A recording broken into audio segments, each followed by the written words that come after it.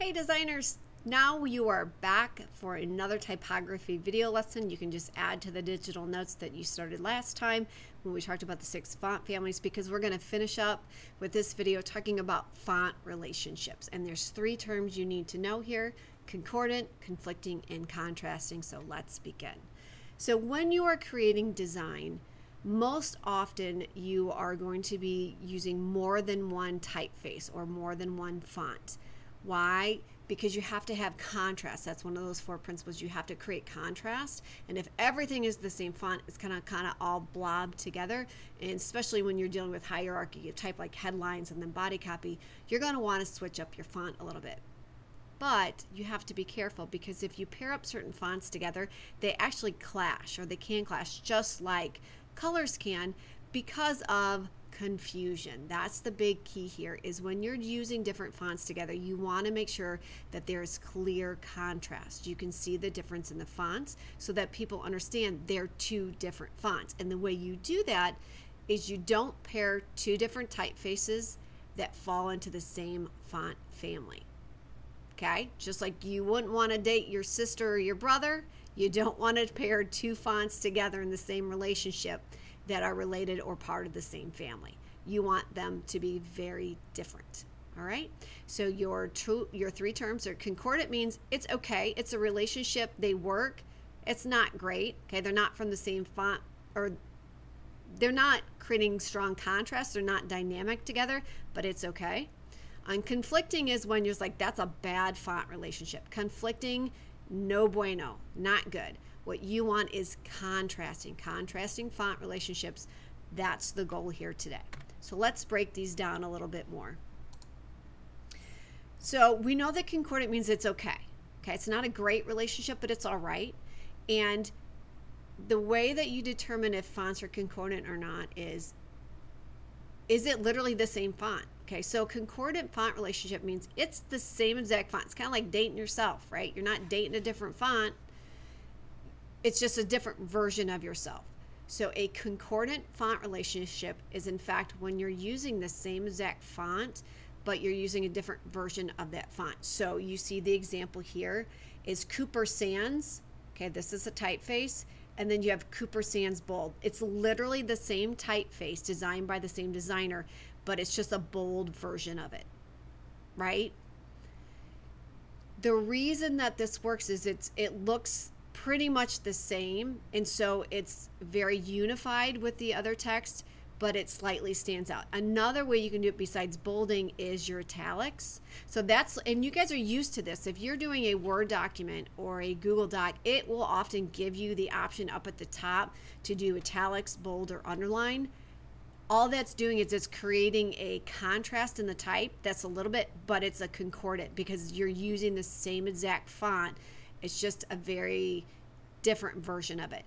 Typically, you would use concordant if you were dealing with type that's in the same body paragraph, so you can kind of see it here. So like when you want 1 or 2 words or a few words to stand out, but it's still part of the same grouping, you would want to keep it concordant. That's when you would want to do it. So if you're looking at your textbooks or other publications where you're reading a large paragraph or an essay, but you want certain keywords to stand out, that's where you're going to use concordant.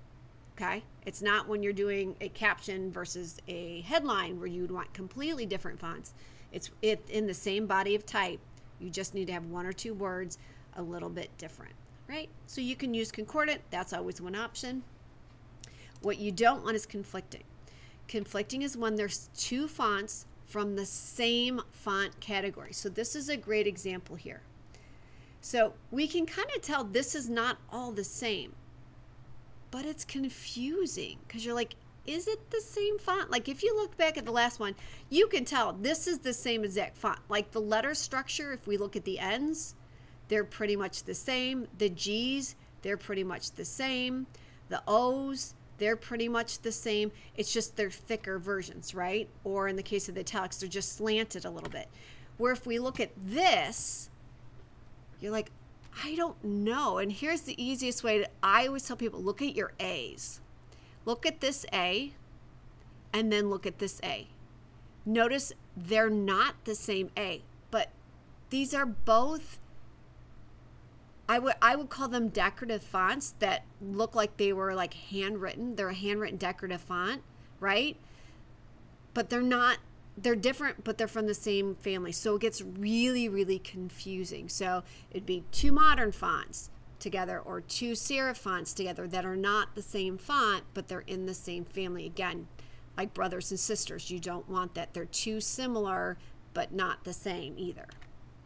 What you want is contrasting. Contrasting is when you're using two different fonts from two different categories, like you're pairing a slab serif with a sans serif, or you're pairing a modern with a script, because when you look at them right away, you can tell that they're totally different fonts.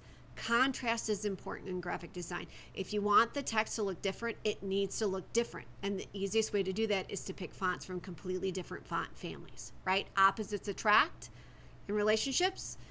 Same goes for fonts. Opposite attract. Very, very different. So let's play our game here. Let's see, can you tell the difference? Is this concordant, which means it's okay, it's the same font, but it's slightly different? Is it conflicting, which means nope, they are two different fonts, but they are from the same family? It is an inbred font relationship, which is bad. Or is it contrasting? What do you think? I'm going to be quiet for a second. You look at it.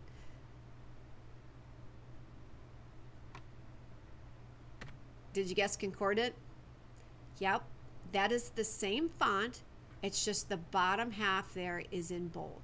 Same letter structure. The letters are the same. It's just in bold. Let's try another one. What about this? Did you guess conflicting? Yes. Why is it conflicting? Both of these fonts, what type of font are they? Right, they're both script fonts. Both of them fall in that script category. But if you look again at the letters, look at your O's, the serif is different. They're not the same font. They're just in the same family. So now we have conflict, and conflict is not good. So that's conflicting. Let's try another one. Did you guess concordant again? Yeah, this one's a little tricky because I tricked you.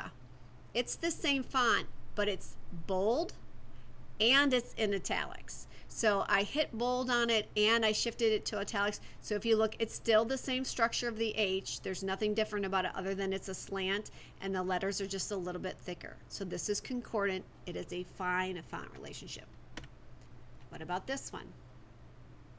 Yeah, hopefully you should have guessed right away. This is contrasting, which is good.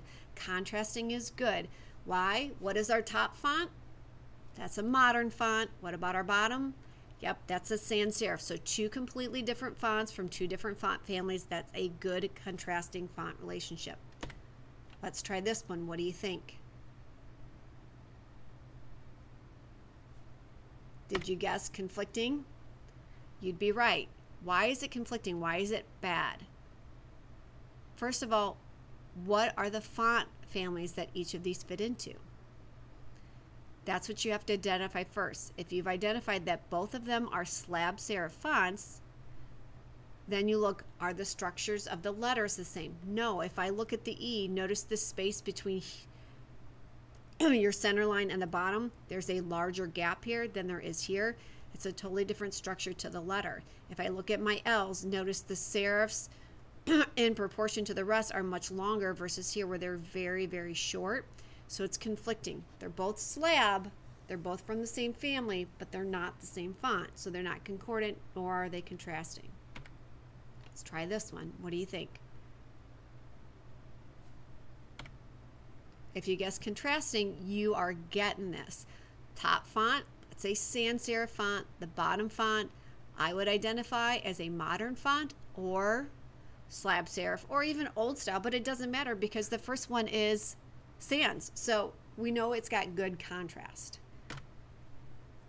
One last thing before I let you go today is that other than picking different contrasting font families, there are some other ways that you can create contrast, and one is with your size.